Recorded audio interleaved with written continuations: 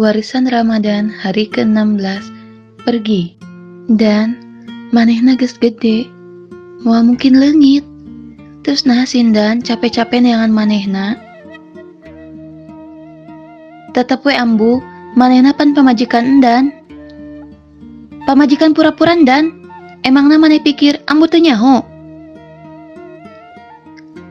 Jadi tenda bohong, moal bakalan cerita ka saha.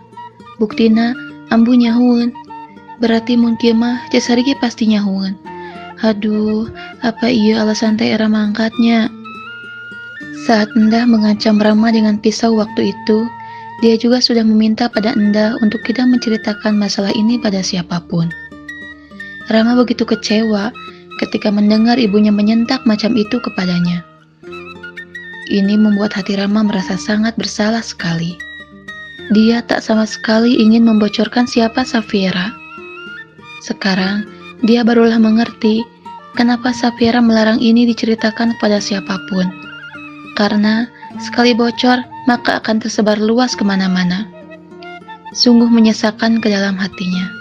Dia memang tidak mengomentari lagi kata-kata ibunya yang terus saja memaki Safiera.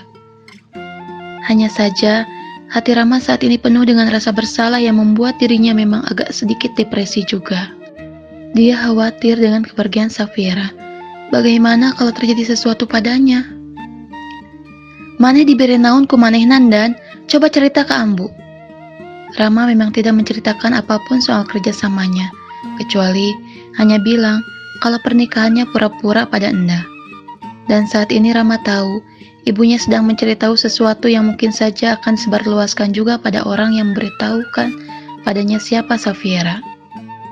Dan mun kolot keur ngomong teh denge, lain malah indit ka kamar, culangung maneh endan. Tapi saat ini memang dia tidak ingin bicara apapun pada ambunya. Hati Rama kacau balau.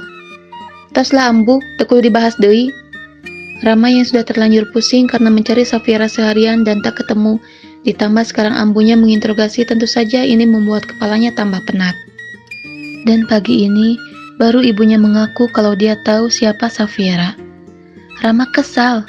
Dia tak bisa membayangkan kalau memang wanita itu diusir oleh orang tuanya. Bagaimana dia harus menjelaskan ini semua pada Safiera? Dia tak berniat untuk membocorkan hubungan mereka. Tidak sama sekali berniat untuk menyakitinya. Itu semua dilakukannya karena tidak ingin ada wanita yang bunuh diri. Tapi Rama juga tidak tahu kalau itu hanyalah sebuah jebakan. Tapi apakah wanita setulus dan sebaik Endah bisa berbuat sekejam itu? Ini juga tak masuk ke dalam pikirannya. Arek naon deui maneh ka dieu? Rama sudah ada di dalam kamarnya, dan dia sangat kaget ketika mendengar suara teriakan ibunya di luar kamar, hingga membuatnya segera mungkin keluar, apalagi saat dia sudah mendengar suara seorang wanita yang dikenalinya. Menurutmu, ingin melakukan apa? Apa ada sesuatu di sini yang menjadi milikku yang belum kuambil? Apa kau ingin menguasai barang-barangku juga? Teh Era? Safiera, namaku Safiera, dan aku tidak membiarkan kalian memanggilku dengan nama Sapi Era. Tidak seperti itu pronunciation-nya. Safiera tak lagi memandang Rama dengan tatapan yang lembut. Dia terlihat sinis dan seperti orang kaya kebanyakan yang wajahnya terlihat congkak. Tapi dia memang sangat cantik, mirip seperti cantiknya wanita kalangan kelas atas yang memandang rendah pada golongan kelas bawah.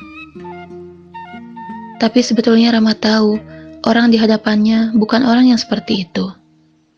Ini pasti sebuah kesalahpahaman, makanya dia ingin menjelaskan.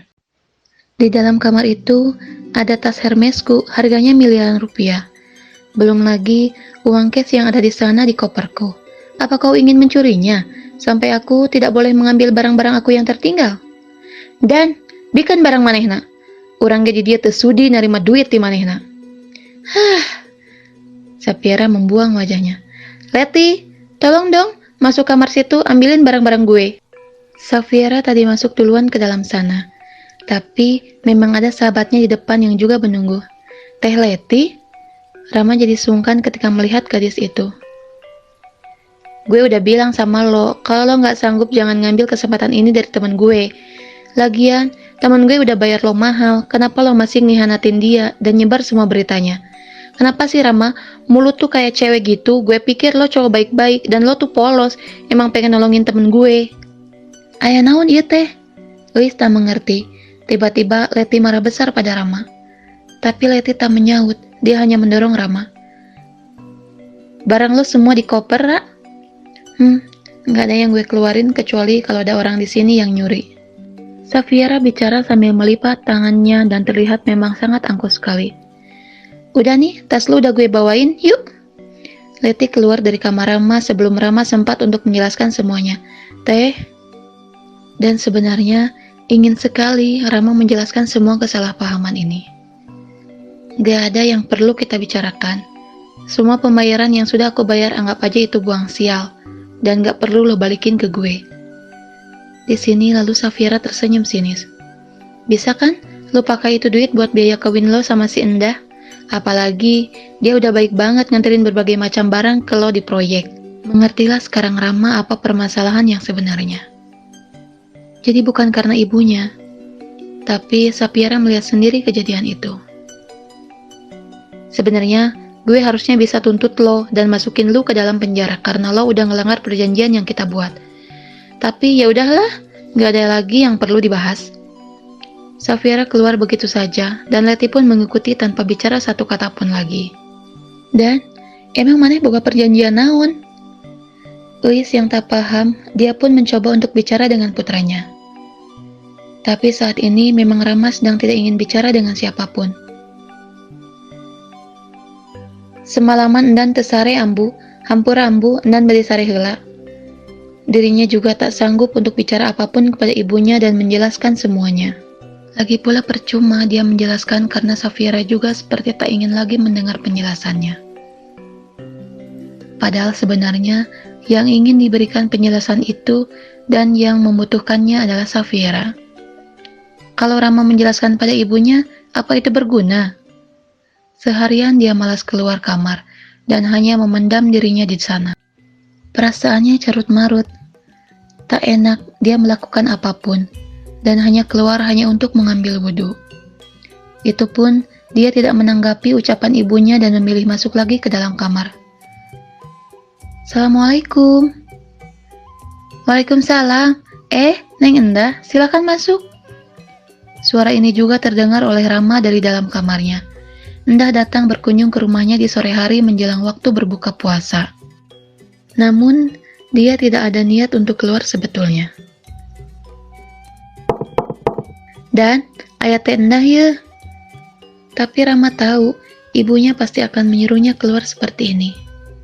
Mang Dan, ini Endah buat kue lumpur, ucap gadis itu malu-malu di hadapan Rama dan sudah menyodorkan sesuatu. Hatur nuhun teh, tapi kalau bisa, mulai dari sekarang teteh nggak usah lagi kemari. Dan, ibunya sudah membulatkan mata dan Endah pun kaget mendengar ini. Era ambu kata tangga, pandan tos nikah, dan oge tegaduh rasa deui kata Endah. Jadi alusna memang teperlu ka dieu deui supaya teu aya kasalahpahaman ti warga desa.